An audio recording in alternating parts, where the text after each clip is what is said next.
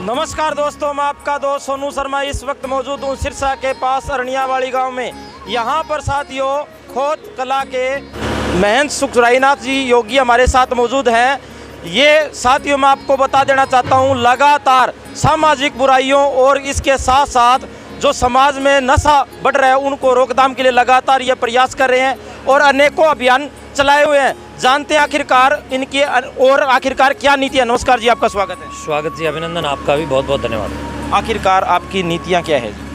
देखिए, नीतियाँ मैं समझता हूँ कि हम सब की वेद की नीतियाँ हैं और वेद हमें आदेश देता है, सनातन हमें आदेश देता है, धर्म मर्यादाएं हमें आदेश देती हैं कि हम अपने संकीर्ण होती हुई पीढ़ियों को और बर्बाद होती हुई पीढ़ियों को बचाने के लिए नैतिक शिक्षा पर जोर देते हुए लोगों को नैतिक पतन जो आज वर्तमान में हो रहा है उस नैतिक पतन से बचाएं और समाज व राष्ट्र को उन्नत और उत्कृष्ट करने के लिए नशाखोरी जैसे डायन और सामाजिक कुरीतियाँ जैसे दहेज प्रथा है, इस प्रकार की जो कुरीतियाँ समाज को भरसक रूप से बर्बाद कर रही हैं, बर्बाद करने पर तुली हैं, उनके विरोध में लोगों को जागरूक करें और जन जागरूकता के माध्यम से लोगों के घर में सुख और समृद्धि की कहीं न कहीं स्थापना करें। जैसे कुछ दिन पहले आपने विरोध किया था, एक जैसे सॉन्ग का विरोध किया था, नंगड़ों के ब्याती, तो इस बारे में जो आजकल के युवा जो लड़के हैं वो इस तरीके से कुरीतियों में फंसते जा रहे हैं, तो इसके बारे में आप देखिए। वो नंगड़ों के ब्याती नामक जो गाना था, जो सॉन्ग था, मैं समझता हूँ इस प्रकार के खुद लोग नंगड़ हैं जो कि समाज में इस प्रकार की गंदगी को और अपनी बुद्धि की उपज को घोलने का कार्य करते हैं। इस प्रकार के गीत और संगीत जो कि समाज में अपराधों की संख्या बढ़ा रहे हैं, वो समाज को कदाचित स्वीकृत नहीं होने चाहिए। प्रबुद्ध जनों को चुप नहीं होना चाहिए। समझदार और जागरूक और प्रबुद्ध जन जब चुप होते हैं तब समाज का बड़ा नुकसान होता है और बड़ा नुकसान हुआ भी। नंगड़ों का ब्याती गाना सुन करके सोनीपत पानीपत साइड एक फौजी ने अपनी घरवाली को बंदूक की गोली मार करके उसकी हत्या कर दी।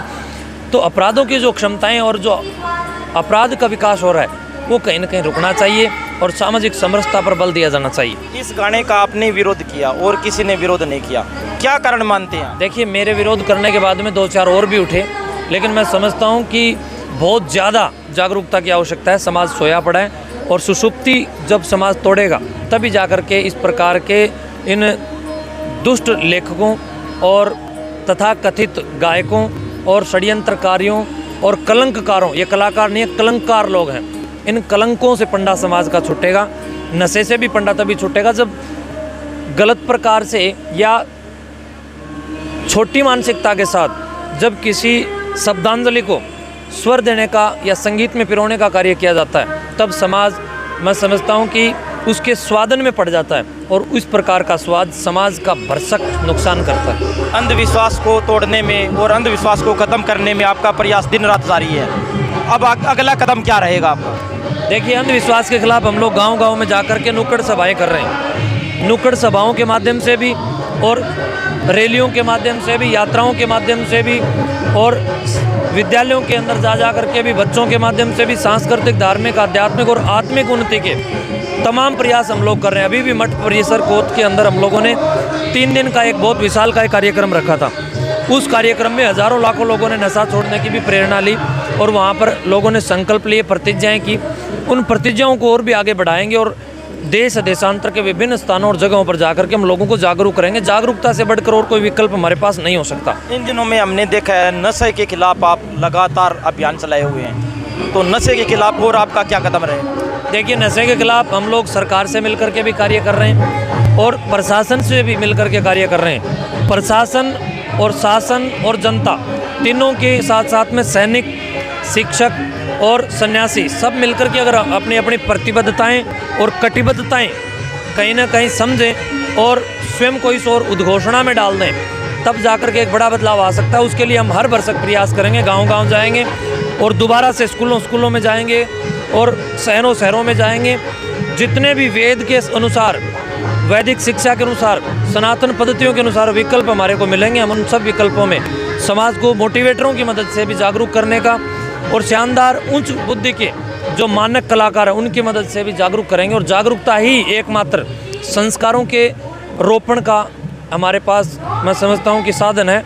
संस्कार जिस कार्य को करते हैं, सरकार उस कार्य को नहीं कर सकते। युवा साथियों से आप क्या अपील करना चाहो, क्या संदेश देना चाहो? युवाओं से मैं संदेश नहीं बल्कि बिल्कुल विनम्रतापूर्वक अपील करूँगा कि ये राष्ट्र आपका है युवा पीढ़ी का ये फर्ज और दायित्व बनता है कि समाज का नैतिक पतन आप लोग देख रहे हैं उसको सहन कदाचित ना करें, बल्कि समाज में बढ़ रहे ढोंग, आडंबर, पाखंड और नशाखोरी, तांत्रिकों का भी कहर, इन सब के खिलाफ अपनी आवाज़ को बुलंद करें और राष्ट्रीयता की अनन्य साधना में युवा साधकों का निर्माण करें। साथियों, ये थे हमारे साथ महंत सुरकाईनाथ जी महाराज, जिन्होंने साफ साफ दावा किया है कि युवा ही हमारे देश का भविष्य है। और इसके साथ साथ इन्होंने यह भी कहा सामाजिक बुराइयों और इसके साथ साथ नशे को लेकर इन्होंने बहुत बड़ी बात कही है कि युवा साथियों से अपील की है कि नशा छोड़िए। सभी साथियों से गुजारिश है इस वीडियो को ज़्यादा से ज़्यादा शेयर करें और इस वीडियो के बारे में आपकी क्या राय है कमेंट करके हमें ज़रूर बताएं। धन्यवाद, शुक्रिया।